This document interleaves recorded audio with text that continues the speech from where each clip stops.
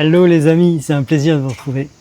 Alors me voici à Venao, dans un cadre que j'aime beaucoup, c'est là où je pratique mes méditations quotidiennes. Et j'avais envie aujourd'hui de vous parler de la quatrième phase de mon Miracle Morning. Cette quatrième phase, c'est la phase d'écriture. Et je l'apprécie tout particulièrement. Et je l'ai commencé, quand j'ai commencé le Miracle Morning, c'est-à-dire en septembre 2022. Oui, c'est ça. Et depuis, j'ai écrit une quantité très importante de carnets. Donc, quel est le principe? Le principe de cette phase d'écriture, il est double. C'est de commencer à induire le fait de poser ses pensées à l'écrit. Alors moi je préconise, comme Hal Elrod, d'utiliser un vrai carnet. Rien n'empêche aussi que vous fassiez sur informatique. Mais en tous les cas pour moi, et je pense que c'est le cas de beaucoup de gens, le fait d'écrire, c'est une forme de création sur le papier. Et ça permet vraiment de de travailler sur l'inconscient, d'imprimer, entre guillemets, ce que vous écrivez. Alors, moi, comment je vois cette phase d'écriture? Je vois cette phase d'écriture comme un dialogue intérieur, un moment privilégié où vous allez converser, discuter avec vous-même. Et finalement, si je réfléchis, en général, on a tendance à le faire, on le fait toute la journée, mais on le fait de façon un petit peu compulsive.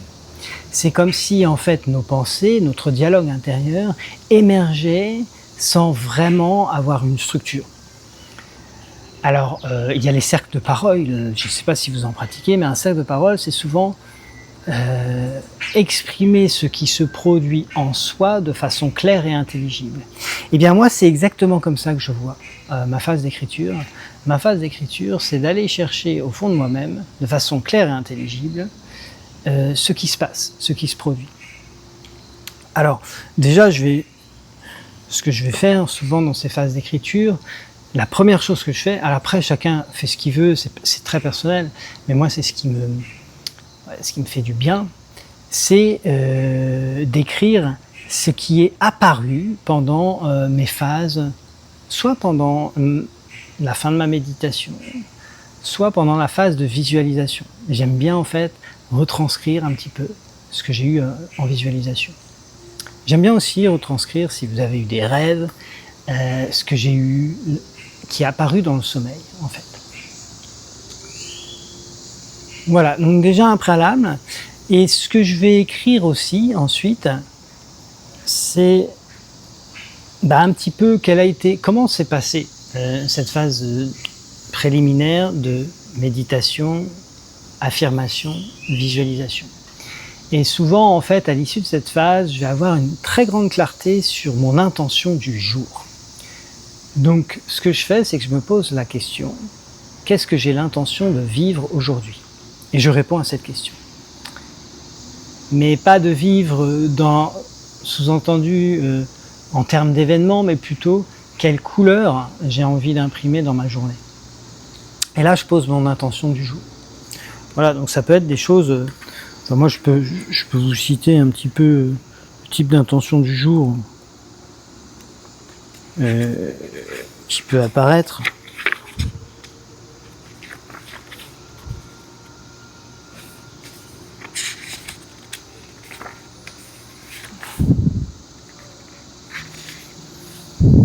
Voilà, par exemple, je sais pas, j'ai pris le 8 août, j'ai noté « Aujourd'hui, je cultive la patience et je suis serein en toutes circonstances, car l'amour est en moi. »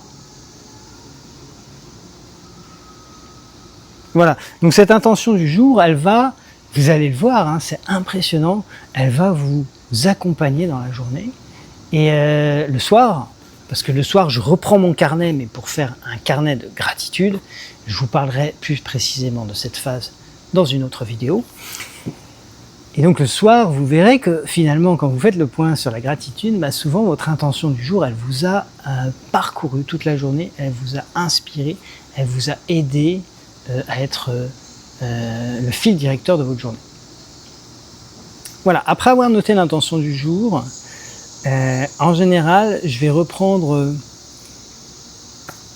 mes 3 principaux objectifs. Alors c'est issu de la méthode de Stephen Covey, qui dit que dans notre journée, en fait, il faut comparer notre journée à une sorte de jarre dans laquelle on va remplir avec des cailloux, des gros rochers, des cailloux et du sable.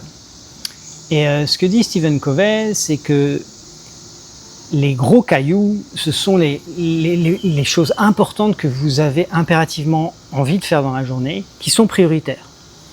Et Stephen Covey est très clair, il dit, imaginez que cette jarre, vous la remplissez d'abord avec du sable, vous n'allez pas pouvoir mettre les cailloux. Par contre, si vous commencez à remplir cette jarre avec les cailloux, vous allez pouvoir glisser le sable. Alors c'est quoi le sable pour Stephen Covey? Le sable, c'est les petites tâches du quotidien, toutes les choses qui arrivent un peu ça et là, qu'on n'avait pas anticipé, qu'on n'avait pas prévu. Les gros cailloux, c'est vos gros projets prioritaires. Alors vous l'avez bien compris, si en priorité, si vous mettez vos gros cailloux à plus tard, le sable va remplir votre jarre et vous n'aurez plus la place pour mettre vos cailloux. Voilà, tout simplement. Donc les cailloux, c'est à mettre en priorité. Alors moi j'aime bien justement les noter sur mon carnet et me projeter là-dedans. Essayer de me dire, voilà, je vais les faire le plus tôt possible. Et donc souvent, au moment de la rédaction, je vais anticiper, en fait, un petit peu programmer ma journée à travers comment j'ai envie de mettre en place ces cailloux. Voilà, tout simplement.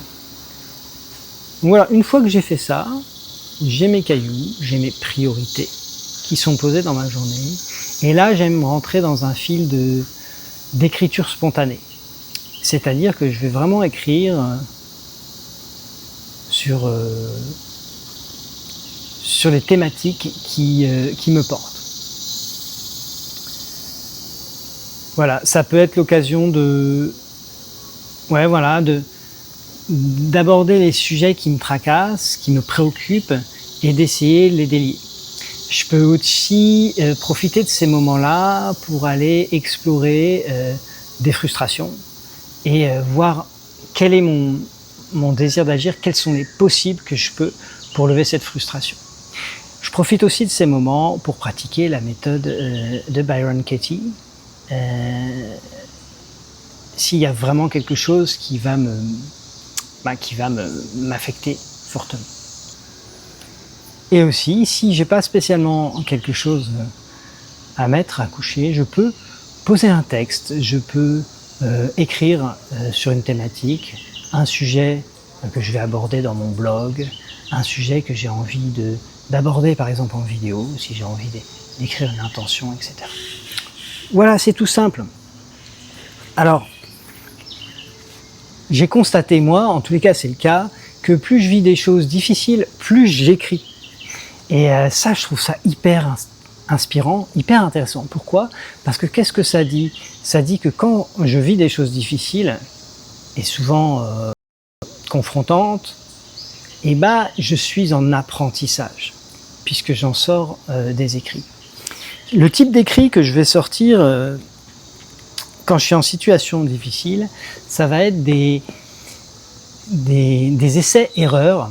Je vais constater les essais que j'ai faits, les erreurs que j'ai faites, et derrière je vais me dire, tiens, comment je fais pour que ça ne se reproduise pas? Et je vais en tirer en fait des sortes de règles, des lois, ou des principes que je vais m'appliquer. Le tout, c'est que souvent, quand on a une mauvaise habitude, un principe à appliquer, c'est pas évident du jour au lendemain. Donc, je me les répertorie après dans un répertoire que je peux parcourir chaque semaine. Je fais ça le dimanche et j'en tire des affirmations positives. Je reformule de façon positive que je lis le matin au moment de mes affirmations positives. Et donc là, en lisant le matin au moment de mes affirmations positives les règles issues de mes apprentissages, je m'imprègne progressivement de ces règles et elles rentrent dans mes habitudes. Voilà. Voilà un petit peu de façon condensée ce que je mets dans mon carnet. En fait, moi j'ai envie de vous dire, mettez ce que vous voulez. Mettez absolument ce que vous voulez, ce que le dialogue intérieur en vous a envie d'exprimer. Et vous verrez, c'est juste hallucinant. Moi personnellement, je pense que ça m'a apporté une capacité à expliciter et à parler beaucoup plus clairement, de façon plus intelligible, ce qui se produit à l'intérieur de moi. Et ça, c'est vraiment une clé dans l'interaction relationnelle avec votre entourage, avec les personnes que vous aimez, mais aussi avec d'autres personnes conscientes au moment des cercles de parole, pour vraiment améliorer votre dialogue intérieur. Vous pouvez même, enfin moi je me suis rendu compte que même parfois quand j'étais challengé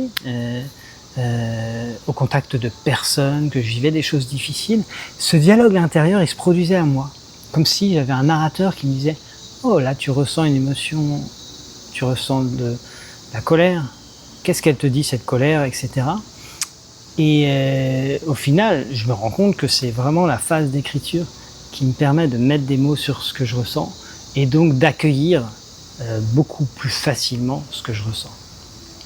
Voilà pour ce petit partage sur cette 4e phase du Miracle Morning. Si ça vous a plu, n'hésitez pas à liker, à partager. Et puis, moi je vous souhaite une magnifique fin de journée, une superbe présence au monde dans l'écriture. Je vous embrasse.